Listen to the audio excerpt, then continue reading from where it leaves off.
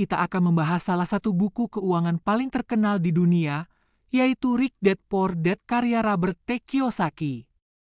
Buku ini bukan sekadar buku tentang cara menjadi kaya, buku ini membahas cara berpikir tentang uang, sesuatu yang sayangnya jarang sekali diajarkan di sekolah. Banyak orang bekerja keras sepanjang hidupnya, mendapatkan gaji setiap bulan, tetapi tetap merasa kekurangan uang. Mengapa hal itu bisa terjadi?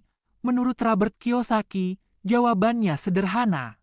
Karena sejak kecil kita diajarkan untuk bekerja demi uang, bukan membuat uang bekerja untuk kita. Di dalam buku ini, Robert menceritakan masa kecilnya yang memiliki dua sosok ayah. Yang pertama adalah ayah kandungnya, yang disebut sebagai poor dad. Ayahnya adalah seorang guru dengan pendidikan tinggi, gelar akademis yang bagus, dan pekerjaan yang stabil. Namun meskipun berpendidikan tinggi, ayahnya sering mengalami kesulitan keuangan. Sementara itu, ayah dari sahabat Robert disebut sebagai Rich Dad. Rich Dad tidak memiliki pendidikan tinggi, tetapi ia adalah seorang pengusaha yang sukses secara finansial. Dari dua sosok inilah Robert belajar dua cara berpikir yang sangat berbeda tentang uang. Pelajaran pertama, orang kaya tidak bekerja untuk uang. Menurut Rich Dad, sebagian besar orang bekerja karena dua emosi utama. Yang pertama adalah ketakutan. Takut tidak punya uang untuk membayar tagihan, takut kehilangan pekerjaan, takut tidak bisa memenuhi kebutuhan hidup. Emosi kedua adalah keinginan untuk memiliki lebih banyak uang. Kombinasi dari dua emosi ini membuat banyak orang masuk ke dalam siklus yang disebut era Teres. Era Teres adalah siklus kehidupan yang terlihat seperti ini. Seseorang pergi ke sekolah, lalu mendapatkan pekerjaan, kemudian menerima gaji. Dengan gaji tersebut ia membeli rumah, mobil, dan berbagai kebutuhan hidup. Namun karena pengeluaran semakin besar, ia harus terus bekerja agar bisa membayar semuanya. Akhirnya ia bekerja selama puluhan tahun hanya untuk membayar tagihan. Rich Dad mengatakan bahwa orang kaya melihat uang dengan cara yang berbeda.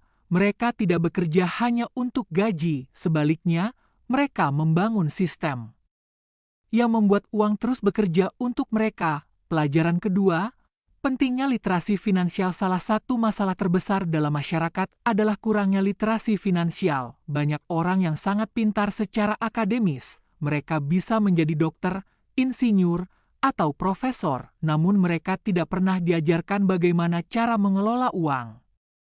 Di sekolah kita belajar matematika, sejarah, dan sains, tetapi hampir tidak pernah ada pelajaran tentang investasi, pengelolaan uang, pajak, membangun bisnis. Akibatnya, ketika seseorang mulai mendapatkan penghasilan besar, ia tidak tahu bagaimana cara mengelolanya. Sebagian besar uang akhirnya habis untuk gaya hidup. Inilah alasan mengapa banyak orang dengan gaji besar tetap mengalami masalah keuangan. Pelajaran ketiga, perbedaan aset dan liabilitas. Salah satu konsep paling terkenal dari buku ini adalah tentang aset dan liabilitas.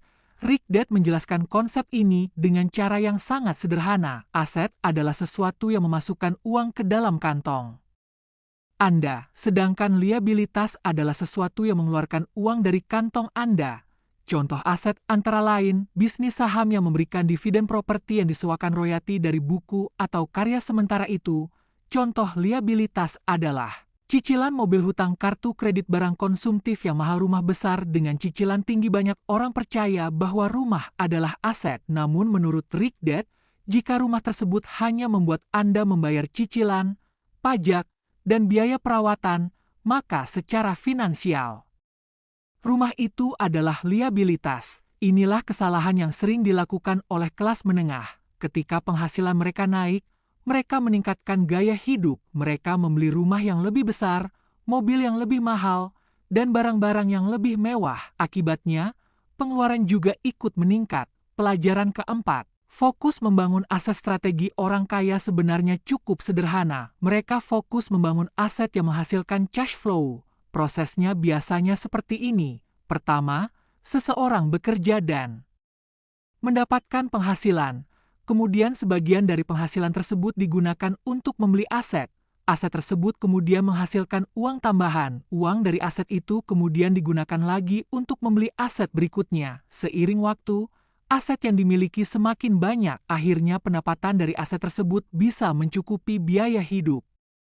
Pada titik inilah seseorang mencapai kebebasan finansial, artinya, ia tidak lagi harus bekerja hanya untuk membayar tagihan. Pelajaran kelima, orang kaya menciptakan.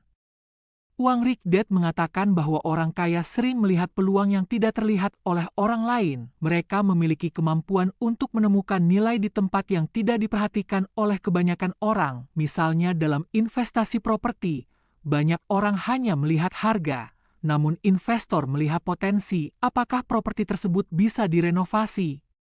Apakah lokasinya akan berkembang di masa depan?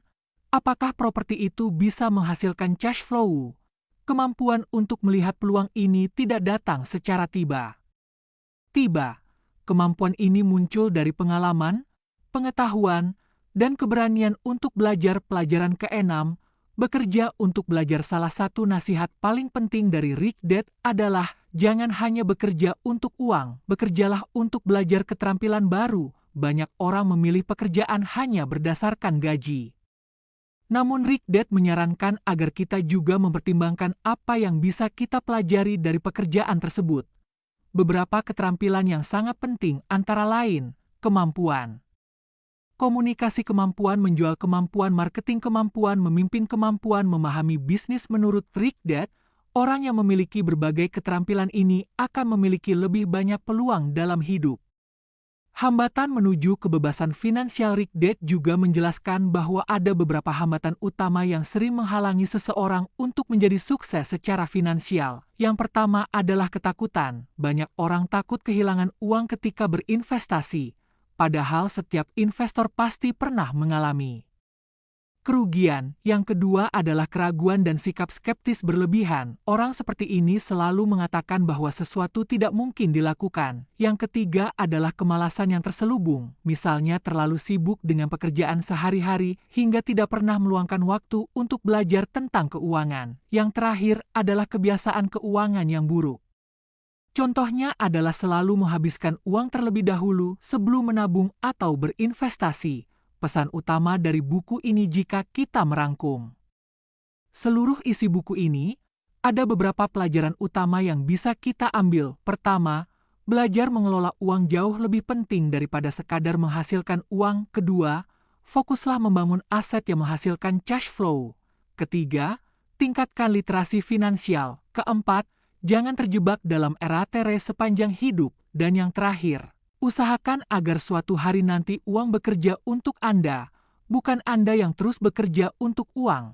Penutup itulah rangkuman dari buku Rich Dad Poor Dad. Buku ini mungkin tidak memberikan strategi investasi yang sangat teknis, namun buku ini memberikan sesuatu yang jauh lebih penting, yaitu perubahan cara berpikir tentang uang.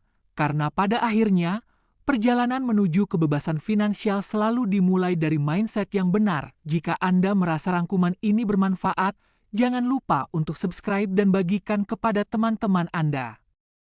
Dan sampai jumpa di rangkuman buku berikutnya.